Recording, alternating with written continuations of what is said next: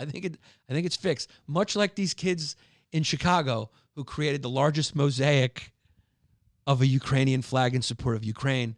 I think the war is over now.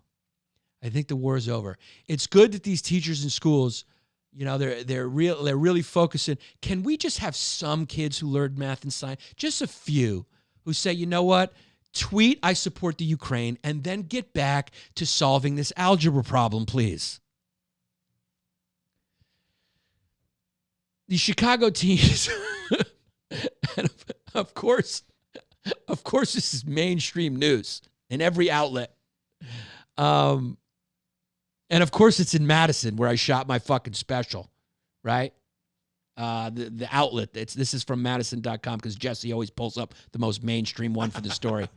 But this is from Madison, Wisconsin. Teenagers in Chicago, armed with boxes of breakfast cereal, created a Guinness Book World Record breaking mosaic on Thursday and raised money for Ukraine in the process. Okay, so they raised a little money. That's great. Well, that's impressive because usually teens are not armed with cereal boxes in Chicago. No, they're armed with something else, unfortunately. So can you scroll down a little bit just for a second? That's it. That's it. Yeah. So that's all. That's it. That's it. Let's go to Reuters, who covered this as well. Using some 5,000 boxes of cereal donated by Kellogg's. I mean, Jesus Christ. Talk about an empty gesture. Members of the Chicago Children United for Ukraine created a gigantic... What is that going to do, man? If I was a teacher, I would just tell the kids the truth. I'd be like, hey, we're not going to spend all this time creating this because it's not... You know, Putin's not going to see this in the Guinness Book of World Records and then go, you know what? I'm going to stop. You know, it's not going to happen. This is a Kellogg's ad stunt. That's what it is. I love a jaded ad guy to tell the truth. Mm-hmm. You know, somebody who's been on the other side and who got out. That's exactly what this is. Mm-hmm. Yeah, we used to have to come up with shit like this all the time. It's unbelievable, dog.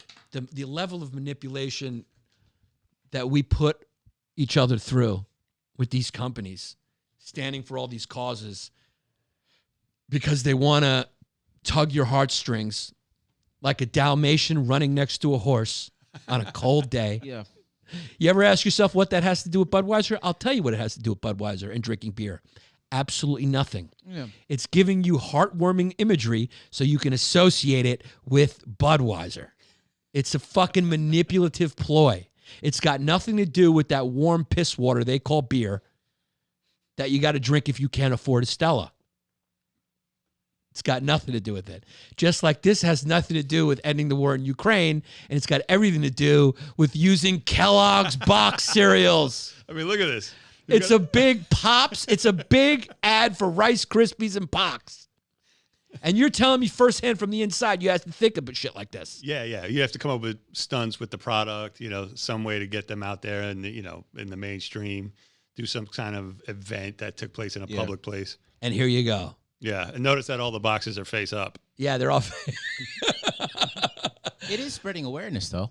About cereal. No, about the war. Because Rice Krispies sound like a war zone in Ukraine. It does, yeah.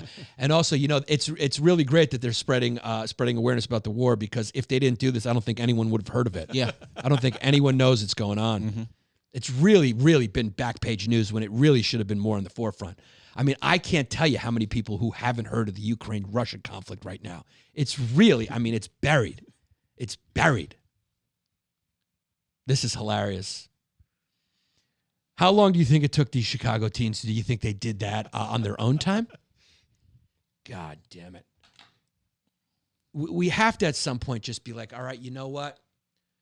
It's time to start training our kids to compete with the rest of the world who's taking education seriously. You know, we can't. We got to start pushing people out of the arts. Leave the arts for addicts, sociopaths, and fucking dumb rejects like me. Okay, enough of this shit.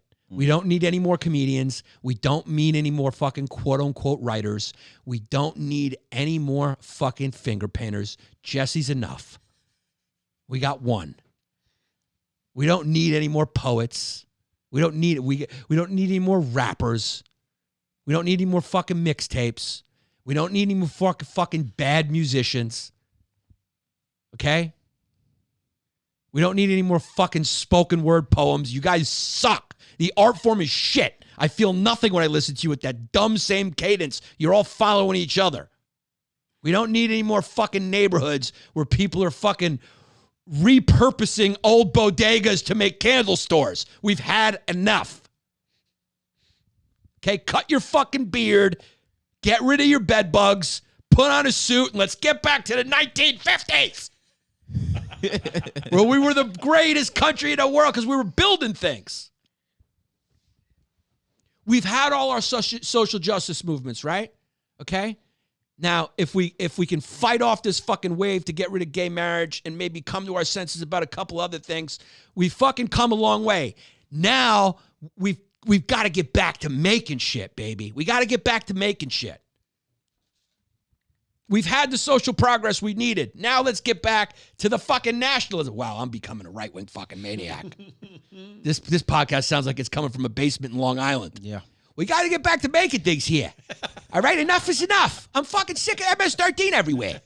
I mean, it's crazy. I went out to fucking King Cutler the other day, and then I fucking went to the Walt Whitman Mall, and his fucking MS-13's on my windows. I don't fucking care. All right, I'm going to shit.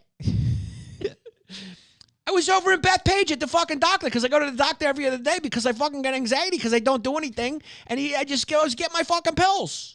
So I have back pain. Why do I have back pain? Because I sit in my fucking cul-de-sac every day and I worry. And I watch Fox News and I worry.